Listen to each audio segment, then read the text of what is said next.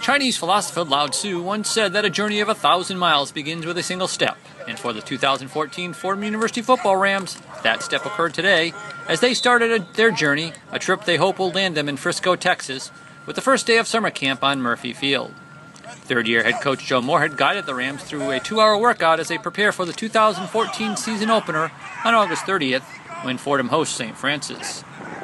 Per NCAA rules, the Rams wore only helmets today, the first of 3 NCAA-required acclimation days with only helmets. The Rams return a plethora of experience from last year's record-setting team, led by quarterback Mike Niebrick, a preseason All-American and Patriot League Offensive Player of the Year. He will have an arsenal of receivers to throw to, including 3 who had more than 1,000 receiving yards last year, led by record setter Sam Ajala, who set school marks for receiving yards and touchdowns. Tabucky Jones Jr. and Brian Wetzel also amassed more than 1,000 receiving yards last fall, with Wetzel tying Ajala with 14 touchdown catches. Not to be outdone, tight end Dan Light, a preseason All-America, returns after leading all NCAA FCS tight ends in receptions last year.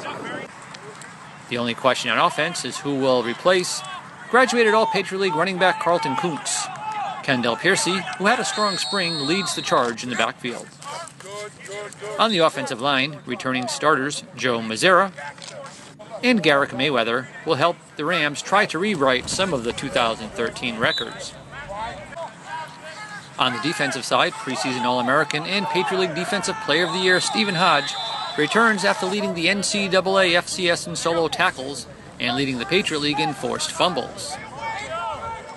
The defensive backfield returns all 4 starters, led by fifth-year senior Ian Williams, who was second on the squad last year in tackles and led the team in passes defended. He is joined in the backfield by Levon Williams and Jordan Chapman, who each picked off a team-best 5 passes in 2013. On special teams, the Rams returned both all-Patriot League kickers in place kicker Michael Mirando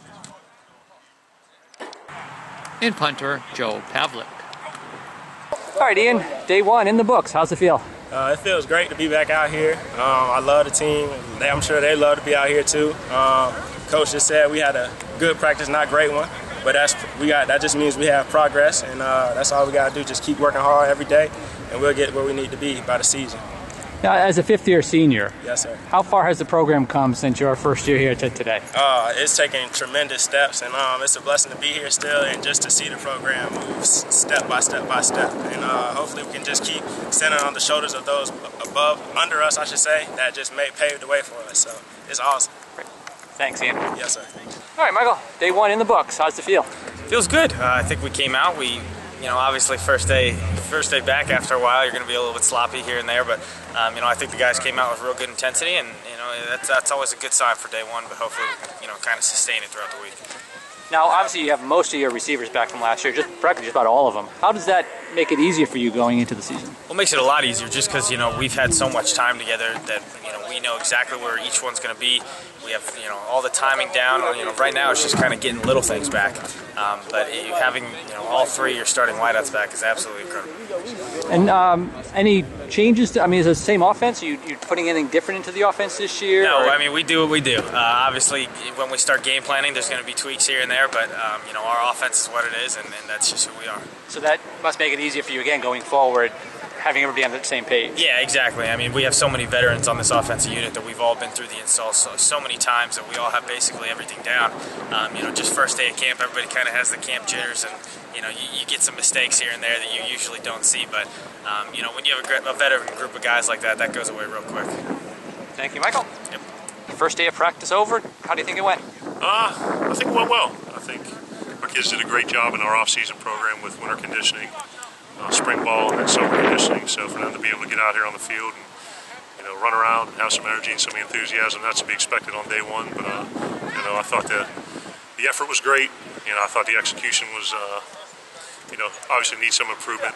We had a bunch of young guys in there who were learning it for the first time and really adjusting to the tempo of one of our practices, which is pretty, I would guess, a drastic change from what they're used to. But it was a good start. This is actually your first practice since you've been here. How far has the team come from that first day you were here to today?